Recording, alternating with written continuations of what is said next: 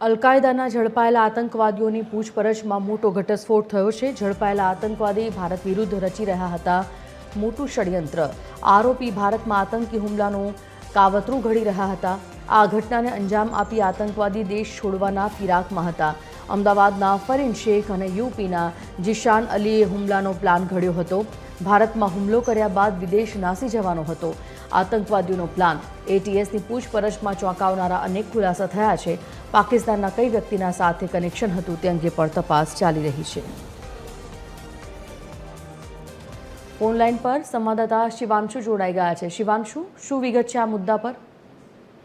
ચોક્કસથી વાત કરવામાં આવે તો ખૂબ જ મોટી સફળતા મળી હતી। તે સફળતાના દેશદ્રોહી માધ્યમથી કાયદાથી પહેલા 4 આપવામાં આવી છે।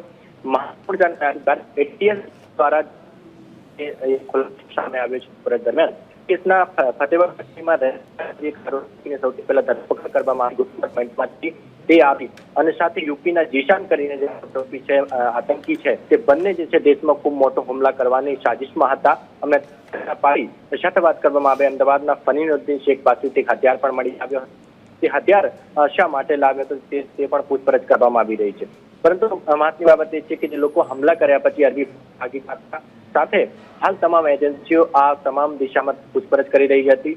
હાલ પાકિસ્તાની જે વ્યક્તિ છે કોણ સંપર્કમાં છે તેના માટે હાલ એ ગુજરાત એટીએસ અને તમામ સેન્ટ્રલ એજન્સીઓ આ દિશામાં તપાસ કરી રહી છે અને ગુજરાત એટીએસ અને દિલ્હીની ક્રાઇમ સહિતની તમામ રાજ્યોના લોકો પણ જે જોડાયા છે તમામ એજન્સી પર જોડાઈ છે તેને તમામ દિશામાં